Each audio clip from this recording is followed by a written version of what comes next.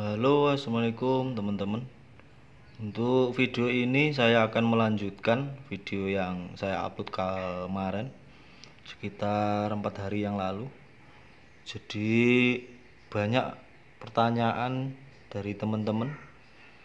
Ini power ini bisa sampai disuplai sampai berapa, Mas? Pasti pertanyaannya seperti itu. Jadi untuk power class TD ini bisa disuplai nyampe 200 volt dengan catatan transistor kita harus menggunakan MCL. Terus untuk MOSFET di sini ini kalau misalnya pakai 200 volt pakai MOSFET ISTK 140N30 sebanyak 3 biji di rel negatif dan 3 biji di rel positifnya. Jadi untuk transistor finalnya juga harus pakai MCL. Kalau pakai 5200 ngeri teman-teman, pasti jebol karena voltasenya sangat tinggi. Lalu untuk resistor ini juga harus diganti. Ini resistor 12 kilo. Ini dua ini harus diganti kalau misalnya pakai voltase 200 volt. Itu kita harus menggunakan resistor 15 kilo 18 kilo.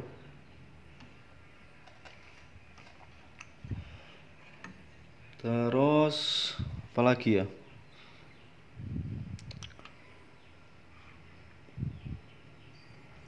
di sini saya sekalian mau tes poin untuk tegangan-tegangan biar enggak terlalu banyak pertanyaan teman-teman. Jadi saya bikin video ini biar lebih mudah teman-teman memahaminya. Jadi untuk lilitan ini teman-teman pakai core T130 atau T131. Jadi kalau misalnya pakai core T131 teman-teman memakai untuk primernya ini pakai kawat 1,3 atau 1,4, ini sebanyak 19 lilit. Dan untuk sekundernya pakai kawat 0,7 saja cukup, itu sebanyak 3 lilit. Lalu kalau mau diukur punya ESR meter, teman-teman ukur ini nilainya 15 UH. Untuk selanjutnya saya di sini menggunakan ini untuk pengetesan teman-teman. Saya menggunakan tegangan 100 berapa ya tadi ya, lupa saya. Jadi saya tes ini menggunakan power supply power build up ini teman-teman. Ini power kelas H 3 step. Jadi saya pakai high voltnya, saya nyalakan powernya. Itu power supply-nya sudah nyala.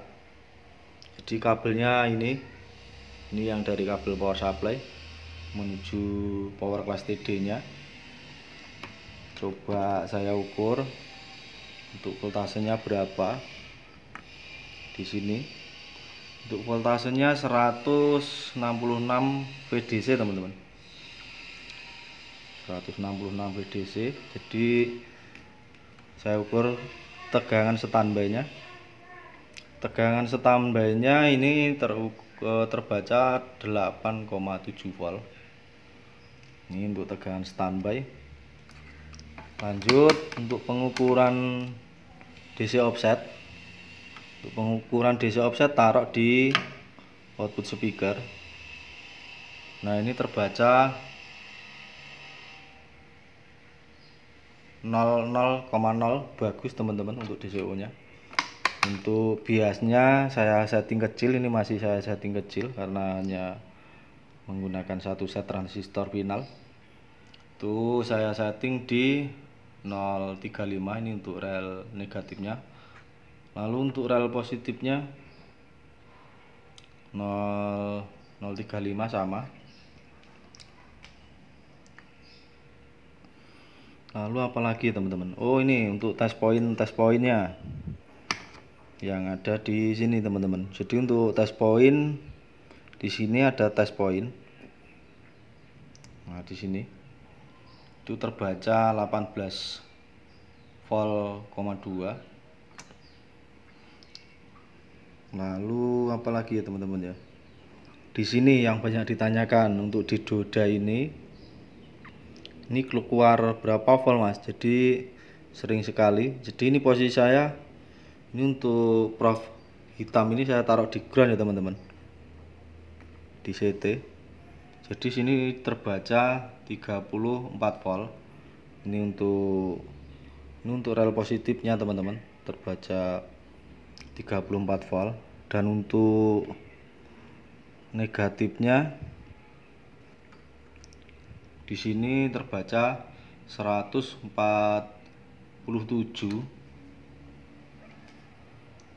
Lalu apalagi ya teman-teman ya? Lupa saya, sebenarnya banyak sih yang ditanyakan sama teman-teman kita. Jadi gini sekalian saya terangkan teman-teman, untuk power class TD ini tegangan standby-nya di transistor final itu hanya keluar ini. Tadi ini karena panas, suhunya sudah panas, ini sudah berubah teman-teman. Ini menjadi 9 volt untuk rel positif, dan ini untuk rel negatifnya terbaca 8,6 volt. Jadi standby-nya di bawah 10 volt teman-teman. Nah, tapi apa ke power ini keunggulannya kok bisa sampai wattnya gede? Jadi power ini yaitu teman-teman, ini hanya menggunakan satu tegangan,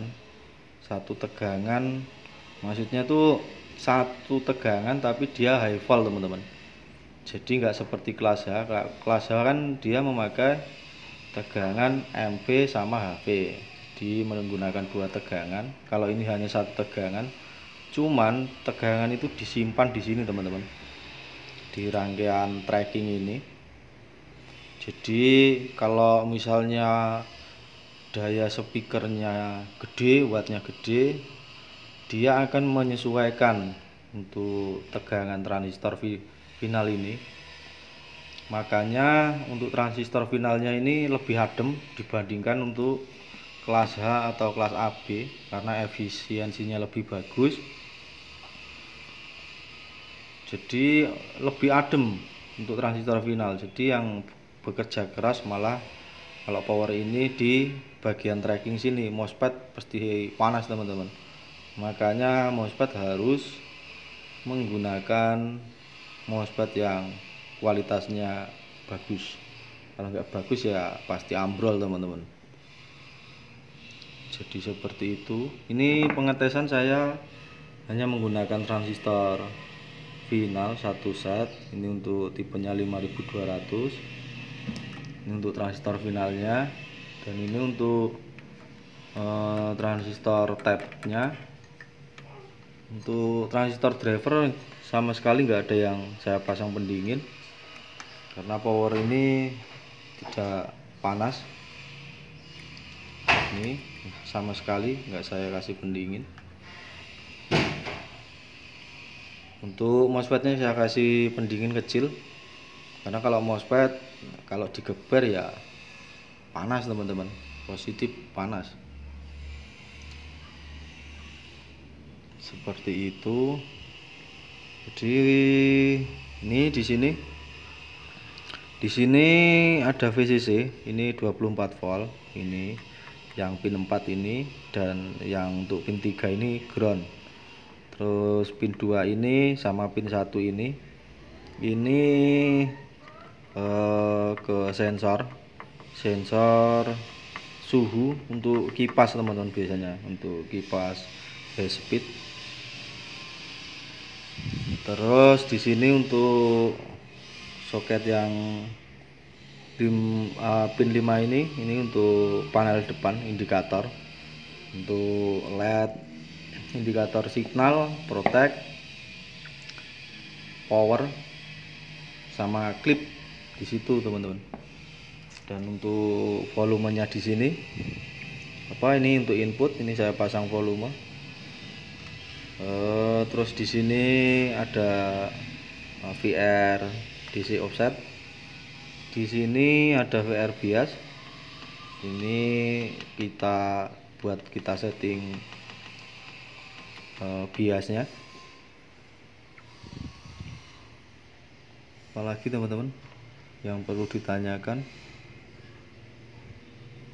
Saya kira cukup.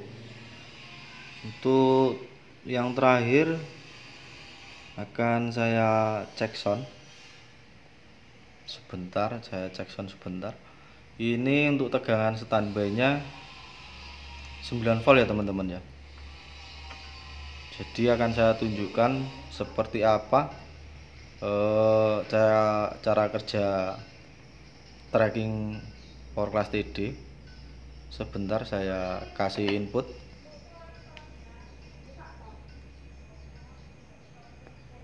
Oh iya, lupa teman-teman, speakernya belum saya pasang. Speaker saya taruh di sini karena belum saya pasang relay.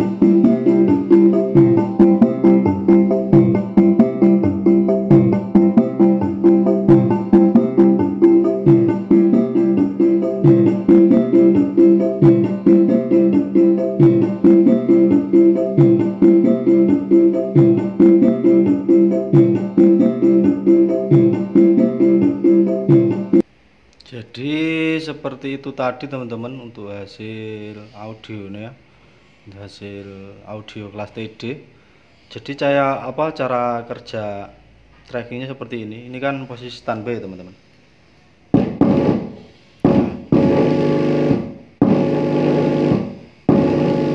Nah seperti itu teman-teman prinsip kerja kelas TD untuk trackingnya. Jadi posisi standby dia hanya kisaran pokoknya di bawah 10 volt. Tapi kalau dikasih input masuk dia baru naik.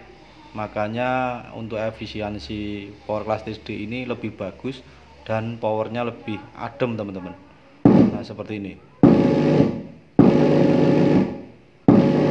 Nah begitu teman-teman, contohnya seperti itu cara kerja tracking kelas TD. Demikian penjelasan dari saya. Semoga video ini bermanfaat. Dan bagi teman-teman, bila ada yang masih belum paham lagi, bisa tanyakan di kolom komentar atau langsung WA ke nomor saya. Cari aja di deskripsi, pasti akan saya balas teman-teman. Demikian. Oh iya teman-teman, bagi teman-teman yang belum subscribe ke channel saya, mohon dukungan subscribe supaya saya lebih semangat lagi membuatkan content konten-konten tutorial seputaran perakitan amplifier maupun perbaikan amplifier. Dan bagi yang sudah subscribe ke channel saya ucapkan terima kasih. Demikian dari saya.